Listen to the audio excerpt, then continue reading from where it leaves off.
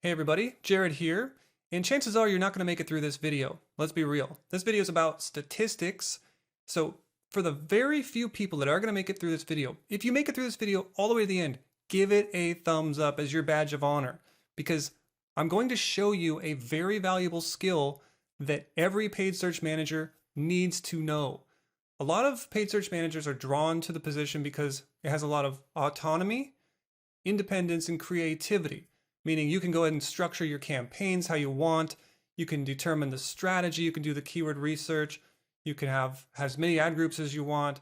You can write the ads the way that you think is best. But when it comes to statistics, a lot of people don't know how to do it. And that's really scary, first. But two, if you're managing clients' money, you need to know how to do this stuff. So again, not easy stuff to learn, but I'm going to show you how to do it. So imagine in your mind, we have one ad group. Now, before I begin, right now I'm just talking about an ad group, and we're going to compare two ads, and we're going to see if one conversion rate is statistically significantly different from another. But this same concept, the math is the same, whether you're testing for conversion rate differences or click-through rate differences, or even like doing landing page testing, which one is better or worse. So this is applicable across the board. Why do you care? Because you can automate your paid search decisions once you understand these concepts. So let me show you how we get started. This is our two ads, right? We have a conversion rate of 16.28%, 19.55%. Is one ad statistically better than another? Is one ad worse? Is there any difference at all?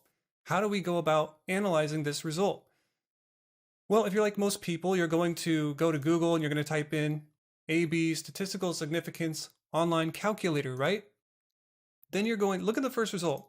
It's this abtestguide.com. Maybe you've done this before. Maybe you've heard of this website. Then we also have vwo.com. We're going to look at those two tools now because they're the first two that show up. That's why we care. Now, I'm going to warn you, when you go and do this stuff, chances are, if you don't know anything about statistics, you're just going to accept it as truth, and you're just going to look right here, whether or not you have a statistically significant result or not. That is dangerous because this tool has several bugs with it, which I will point out. And by the way, if you think I'm wrong, I welcome, this is not a confrontation thing. I welcome you to please tell me how I'm wrong, because I've noticed two things about this tool that don't make any sense to me. So maybe you can point them out. Point out where I'm missing the logic here. So all I did for this one is I had 774, 126. That's basically what we have for our ads. 126, 774, 624, 122. So the conversions are the successes and the trials are the clicks. We hit apply changes. We have a two-sided test. I'm going to do a two-sided test, 95% confidence.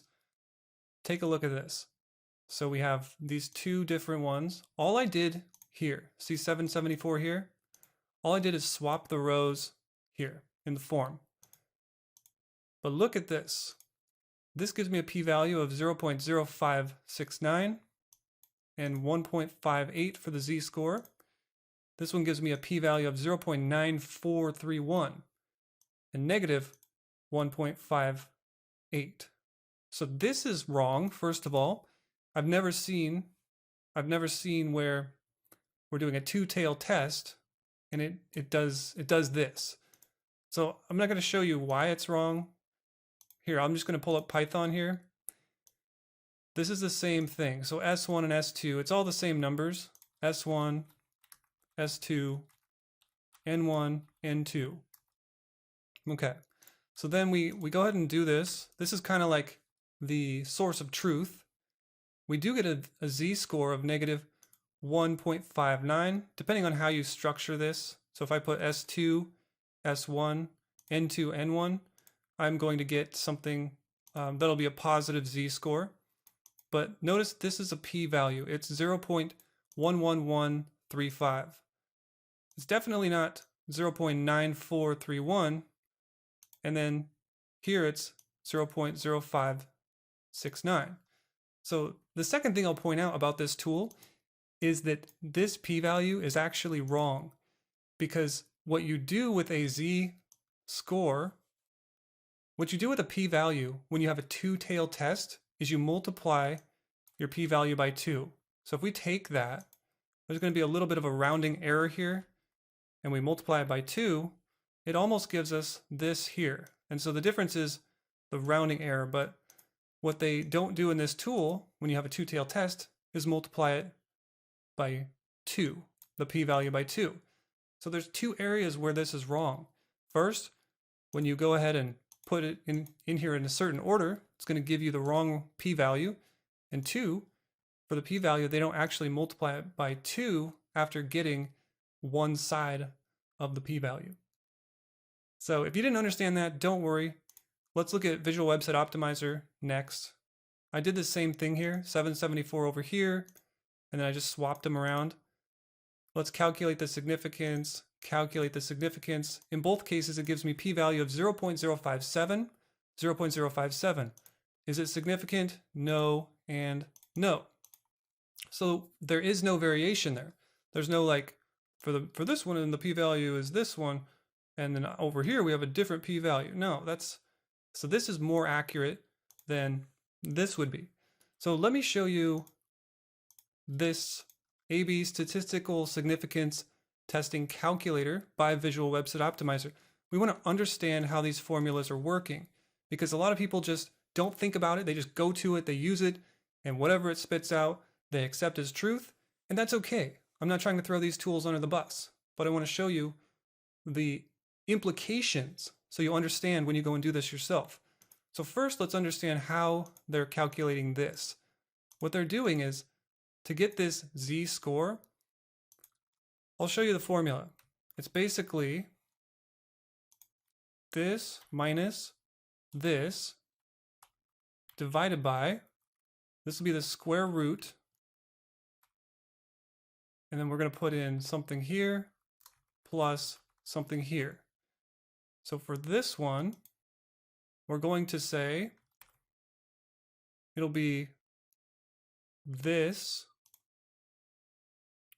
times 1 minus this divided by the number, basically n1. And then we're going to do the same thing here for n2. So we're going to say 19.55 times 1 minus 19.55 divided by n2. And then that's it. So let's go ahead and hit enter. So notice the z-score here, it exactly matches. So that was a lot of calculation, but let me show you what they didn't do. This formula that they're using, it's not a pooled proportion. So there's a variation of this formula that is actually better. I would say it's better because it's more intuitive to testing for a difference. Now, before I say that, let's take a look at this formula. All it's doing is saying 0.05 or 0.95. So if the p-value is below 0.05 or it's above 0.95, then just put a label yes. So what does that mean? That means that this is looking for a one-tail. This is a one-tail test, which means if you have a distribution, your critical value is only going to be on one side of this distribution. So it'll be over here or over here.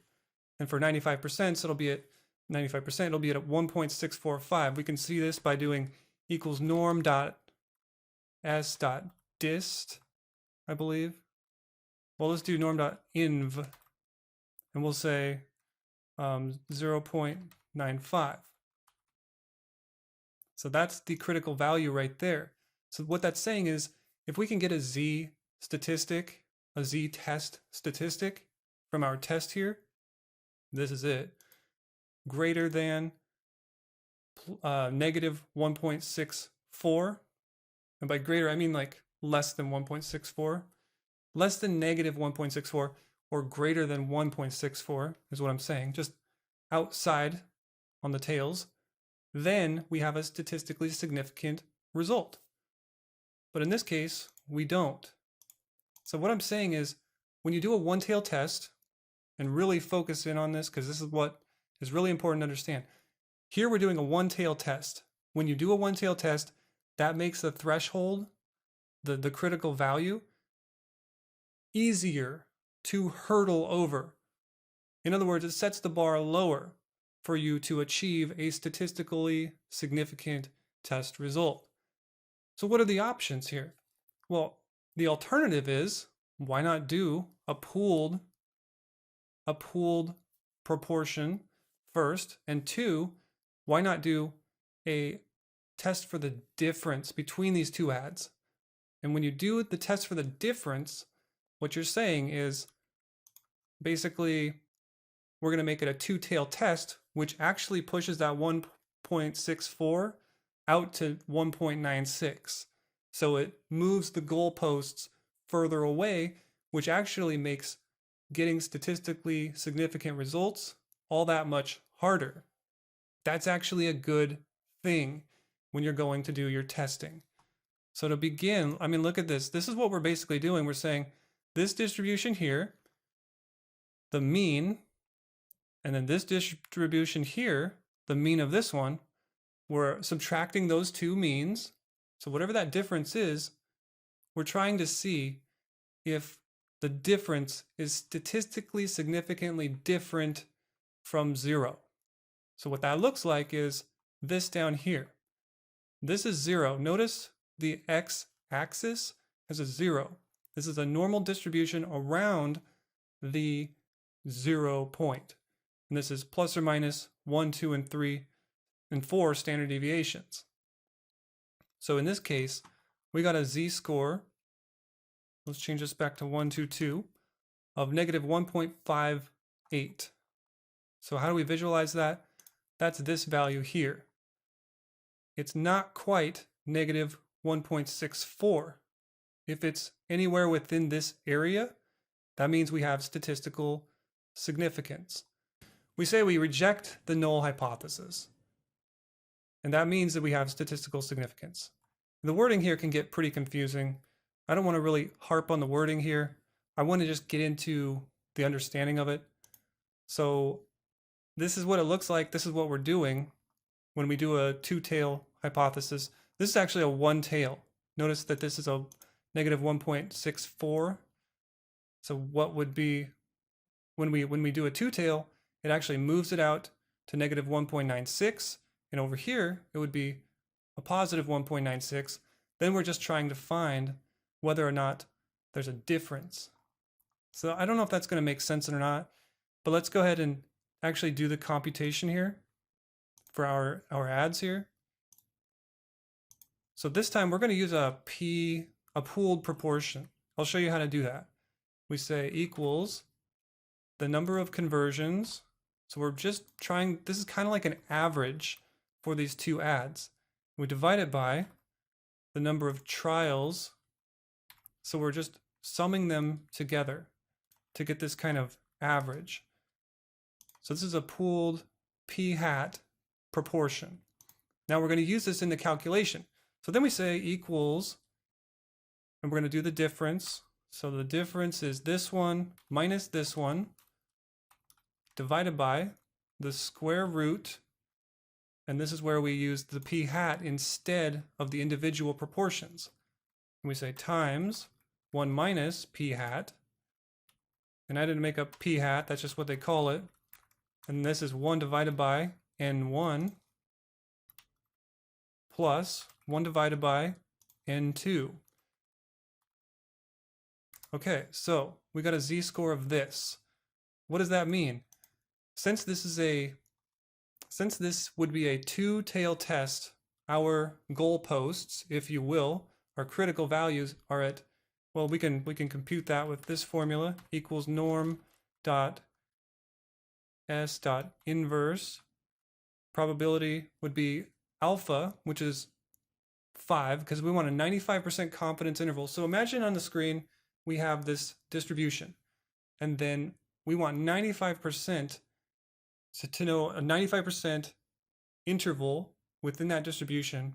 So that leaves basically 0.025 over here, 0.025 over here, because this and this sum to 5%. So what we're doing is we are saying this will be 0.025. There's a negative 1.95. We round up to negative 1.96. And then here we want to say norm.s.inv. And here it'll be 95% plus 0.025, which is 90, we'll say 0.975. And you see these two numbers are the same. So that is our critical values, our goal posts. And we got to test a z statistic here of negative 1.59, which is not greater than our goal post. If it was, then we would reject the null hypothesis, which is that there is no difference between these two conversion rates. But we didn't get that. And we can't reject the null hypothesis that these two conversion rates are different. So we have our result here. Now if we wanted to know the p-value of this, we could say equals norm dot s dot dist. This is the z-score, and this is cumulative. So think about it. We have to look at the sign of this. It's a negative. So that means it's on the left side. So if you think about a cumulative distribution, it kind of looks like an S, and it's just adding up until you get to 1. So we want to know, and this will explain why a two-tailed test needs to be multiplied by 2 in order to get the p-value. So we know from negative infinity all the way up to negative 1.59 z-score, we have this, we'll say true here. So this is the p-value, but then we have to multiply this by 2 because it's on both sides. Now notice what we got here, 0.11135 whatever, right? Remember what we did earlier? Right here, negative 11135 whatever. I'll paste that here, and they're exactly the same. So conclusion time, yay. We have this calculator here. It's flawed because it's only looking at one-tailed tests, so you have to be careful about that. This is it's all messed up, so I wouldn't even bother using this until they fix it. They have several different bugs in how the p-value is being calculated. If you're going to use any, statistical significance calculator, you could use this, but just know when you do, even this online tool, it's setting the goalpost lower, which makes it easier for you to achieve statistical significance because they're only looking for a one-tailed test. If you made it this far, give it a thumbs up right now. If you can actually understand what I just said, then you are better than probably 80-85% of most paid search managers, because most people don't understand this. They don't understand. And I can go into as much detail about this as you want me to. So anyways, that's probably too much for one video. I'm making a course on statistical significance and how to do this. We're going to learn about linear regression. Most importantly though, I'm going to give you a tool in that course that can let you automate your paid search statistical significance testing when it comes to ads. So these ads here, imagine you had not just one ad, you had all these ads. Well, I'll show you how to make and build a tool that will let you do statistical testing across your entire MCC, across all campaigns, all ad groups at once, which then allow you to free up your time and know that you're making data-driven decisions. If you're interested in that course, that'll be below. Thanks for watching. I will catch you next time.